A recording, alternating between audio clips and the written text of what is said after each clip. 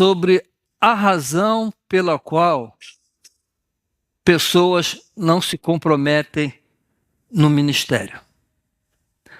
Lá em Efésios 4, de 11 a 12, o apóstolo Paulo diz assim: E ele mesmo deu uns para apóstolos, e outros para profetas, e outros para evangelistas, e outros para pastores e mestres, querendo o aperfeiçoamento dos santos para a obra do ministério, para a edificação do corpo de Cristo. Irmãos, eu quero destacar nesse texto um verbo que se encontra no gerúndio, que é uma forma verbal que indica continuidade. Paulo diz querendo. Querendo. O que Paulo está a dizer aqui é que Deus quer que os santos sejam edificados para a obra do ministério, tendo em vista a edificação do corpo de Cristo.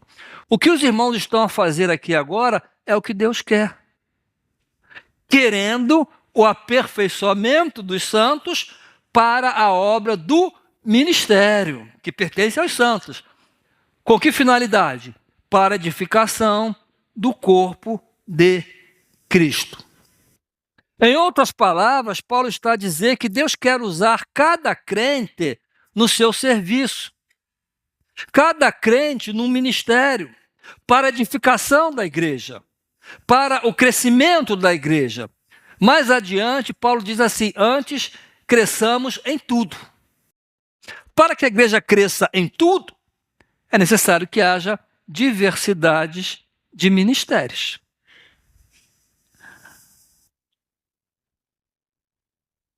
Então precisamos capacitar-nos para isso. Deus quer a capacitação dos santos. Ele deseja para a obra do ministério.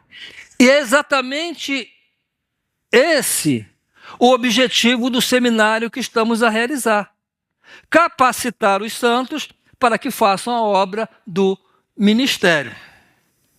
Fazer a obra do ministério é um compromisso que temos como parte do corpo de Cristo. Se eu sou parte desse corpo, eu tenho compromisso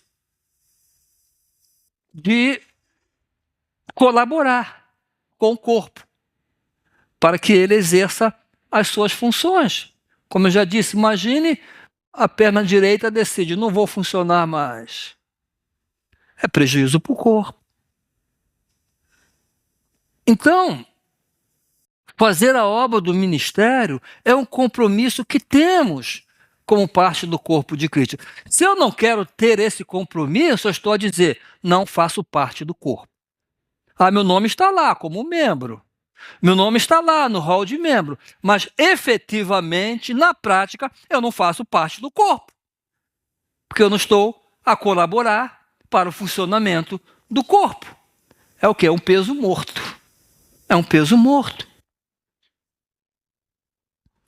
Todavia, existem dois grandes inimigos do ministério. Dois elementos que impedem as pessoas de cumprir esse compromisso. Um deles é o medo. É o medo. Há pessoas que não se sentem capazes e dizem, talvez eu não consiga fazer isso. Irmãos, temos aqui esse ministério, eu sinto que parece que tu tens o dom. Não, eu sinto que eu não tenho essa capacidade. Mas a Bíblia diz, aquele que está em mim é maior do que aquele que está no mundo. Então em mim há um poder tremendo, que é Deus. A que está em mim é maior do que aquele que está no mundo. E aquele que em vós começou a boa obra, a aperfeiçoará até o dia de Cristo Jesus. Tu és uma boa obra de Deus e Deus está a aperfeiçoar-te. E também posso todas as coisas naquele que me fortalece. Os irmãos pensam que quando eu sentia a chamada de Deus para o ministério, eu sentia-me capaz para ser pastor. Nem hoje eu me sinto. Nem hoje. Mas a nossa capacidade vem do Senhor. Deus nunca te pedirá para fazer algo sem lhe dar o poder de fazê-lo. Se Deus te pede para fazer algo, te dá o poder. Nós vemos isso em toda a história da Bíblia. Lá em Moisés, lá em Jeremias, eu sou apenas um menino. Aí Deus diz, não diga menino aquele que eu chamo, aquele que eu estou a chamar. A nossa capacidade vem do Senhor. Então não tenhas medo e creia no que a Bíblia diz em 2 Coríntios 3:5. Não que sejamos capazes, por nós, de pensar alguma coisa como de nós mesmos, mas a nossa capacidade vem de Deus. Então, meu irmão, não tenha medo de assumir um ministério aqui na igreja. Não te sintas incapaz, porque a nossa capacidade vem de Deus. O segundo inimigo do ministério, esse sim é terrível, são os valores seculares. Pensai nas coisas de cima, não nas que são da terra, mas a pessoa pensa mais na terra do que em cima. Podemos estar tão ocupados com outras coisas que não temos tempo para o ministério. Pastor, não tenho tempo para isso. Eu não tenho tempo. Quando alguém diz não tenho tempo para o ministério, eu tenho vontade de responder. Como pode ter 168 horas em uma semana e não encontrares tempo para dedicares pelo menos algumas horas, que seja 1 hora por semana, ao que é mais importante do que qualquer outra coisa e algo que vai durar mais do que qualquer outra coisa. Sim, nós temos nossos afazeres, temos nosso trabalho, temos o colégio, atividades que temos que cumprir, compromisso, mas será que dentro dessas 168 horas da semana não encontra 1 hora, 2 horas para servir em algum ministério? No livro de Esdras, há um fato bastante intrigante. Os judeus estavam cativos na Babilônia por 70 anos. E quando Esdras foi autorizado pelo rei a retornar a Jerusalém para reconstruir o templo, que fez Esdras? Tratou de recrutar voluntários para irem com ele, ajudar a reconstruir o templo. Então Esdras disse aos judeus, vamos, depois de 70 anos, finalmente podemos retomar Jerusalém, reconstruir o templo, vamos voltar e construir esse ministério. Qual seria a reação? Esperava, sim, vamos, depois de 70 anos. Porém, Esdras encontrou dificuldades em recrutar pessoas para acompanhá-lo. E sabe por quê? As pessoas estavam tão envolvidas em seus interesses comerciais na Babilônia que não puderam retornar para reconstruir o templo. Eu não estou com tempo, eu tenho aqui o meu comércio para cuidar, né? Às vezes isso é verdade hoje em dia. Algumas pessoas estão tão envolvidas em outras coisas que não têm tempo para a obra de Deus. Irmãos, nesse momento é importante ouvir o que Jesus diz lá em Mateus 6,33, e que eu acho que todo crente deveria conhecer de cor. Mas buscai primeiro o reino de Deus e a sua justiça, e todas estas coisas vos serão acrescentadas. Irmãos, todas essas coisas são todas essas coisas, as coisas seculares, com as quais nos ocupamos tanto.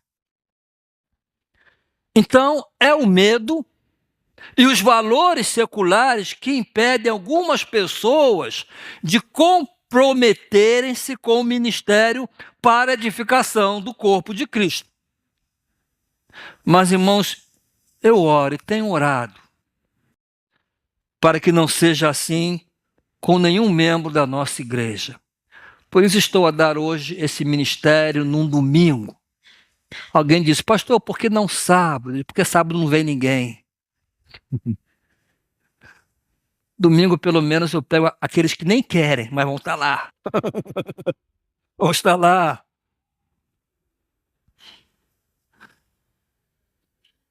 Que não seja assim com nenhum membro que faz parte do corpo de Cristo, pois o corpo precisa de cada membro para o seu funcionamento, para o seu crescimento saudável. Irmãos, não estarei a exagerar, não, se disser que talvez a coisa mais importante que faças na tua vida, sabe qual será? Te envolveres no ministério da primeira igreja batista de Setúbal. É a coisa mais importante. Sabe por quê? Porque isso vai durar mais do que qualquer outra coisa que podes fazer nesta vida. Durará mais do que fazes no teu trabalho. Teu trabalho é importante? Sim, é muito importante. Mas o que fazes no ministério para a edificação do corpo de Cristo vai durar mais do que o que fazes no teu trabalho. Durará mais do que fazes na tua família. A família é importante? Sim, é muito importante. Eu sei, eu tenho meus netos, meus filhos, tudo longe, é importante. Mas eu sei que isso aqui vai durar mais. Ocupar-te com o ministério é buscar o crescimento do reino de Deus. E a Bíblia diz que o reino de Deus durará para sempre. A igreja durará para sempre. Para a eternidade. O que eu faço aqui vai para a eternidade. Por isso que Jesus diz, juntai tesouro no céu, que aqui na terra os ladrões roubam, né? Minam. Ao desafiar cada membro do corpo de Cristo a dedicar-se ao ministério, é retornar ao Novo Testamento. O pastor não está a inventar nada, não. Infelizmente, a igreja se afastou do que era praticado no Novo Testamento. Aí veio lá os sacerdotes, os cardeais, os bispos, né? E os laicos, né? Que apenas sentam, escutam e vão embora. Vai na missa, cumpre com a obrigação da missa, mas no Novo Testamento não era assim. O Novo Testamento diz que o ministério está nas mãos das pessoas, não nas mãos de profissionais que são pagos para isso. Na mão de pessoas que fazem parte do corpo. A Bíblia diz que cada crente é um ministro e que Deus quer que cada ministro seja capacitado e se ocupe com a obra do ministério para a edificação do corpo. Então, o meu desejo sincero como pastor e a minha oração é que tenhamos em nossa igreja um exército de ministros. Que depois desse seminário tenhamos aqui um exército de ministros.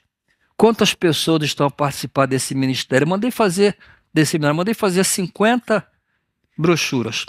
Tenho 5. Então temos aqui 45 ministros. 45. Eu tenho orado por isso. Para que tenhamos um exército de ministros. Eu quero dizer a cada um de vós que podeis ser a resposta a esta oração. Lá em Mateus 9, Jesus disse assim, no último versículo, a seara é grande, os trabalhadores são poucos. Rogai ao Senhor da seara que envie trabalhadores para a sua seara. Aí assim termina o capítulo 9. Aí sabe como é que começa o capítulo 10? Diz que Jesus enviou aquelas pessoas que ele disse: rogai ao Senhor da seara para que envie. Jesus os enviou de dois em dois para pregar o evangelho. Em outras palavras, Jesus disse: rogai ao Senhor. Já oraram? Sim, Senhor. Agora a resposta são vocês, vão. Então, cada um de vós podeis ser a resposta a esta oração. Deus deseja te usar de maneiras que nunca imaginaste. Irmãos, na minha juventude eu nunca imaginei ser pastor, ser missionário lá no Peru. É tão bom. Até hoje eu recebo correspondência, mensagem das pessoas lá no Peru. Algumas, pastor, obrigado, que edificaste a minha vida. Obrigado por isso. Eu me sinto tão gratificado. Eu não ganhei dinheiro no Peru, não fiquei famoso. Perdi um pouco de saúde, perdi cabelo. Ganhei essas manchas aqui no rosto porque o sol lá era tremendo e eu não usava protetor solar. Ah, mas é tão gratificante, né? Saber o que fizeste. Então Deus deseja te usar de maneiras que nunca imaginaste. E não é preciso muita habilidade. Agora é necessário, sim, grande disponibilidade. Deus não está a buscar quem tem grande habilidade. Ele está a buscar a quem tem muita disponibilidade. Eu estou disposto. Aí Deus capacita. Quando estamos disponíveis, se estiveres disponível e disseres: Deus, usa-me no ministério que achares adequado para mim, usa-me. Ele te usará de uma forma extraordinária que talvez jamais imaginaste. Então eu vou terminar esta parte da manhã. Vamos cantar a canção Sonda-me, Senhor, me conhece, quebranta o meu coração.